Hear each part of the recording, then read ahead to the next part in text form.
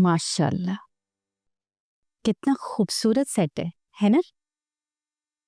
जी अम्मी, बहुत अच्छा। मुझे तो यकीन ही नहीं आ रहा मेरी बेटी का नसीब इतना अच्छा निकला है।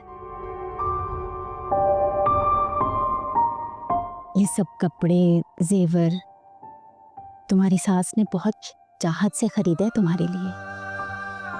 खुश हो ना अब तुम? जी, खुश हूँ। हाँ हाँ, खुश तो होगी।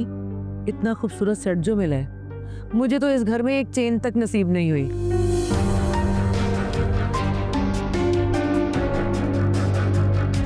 मेरी इन चीजों को देखने की जरूरत नहीं है। ये जो 4 चीजें हैं ना, ये भी मेरे अब्बा ने दे के भेजा था इस घर में। आपके बेटे को तो इतनी तौफीक हुई नहीं, उसकी इतनी तनख्वाह नहीं है। सिदरा, तुम परेशान ना हो, मैं जल्दी ही तुम्हें कोई अच्छी सी चीज बना के दूंगी। तुम्हारे लिए अलग से कमेटी डाल रखी है मैंने। पता नहीं वो कमेटी किस दिन निकलेगी, और अगर निकल आई ना तो सबसे पहले अपने लिए 4 जोड़े बना लीजिएगा।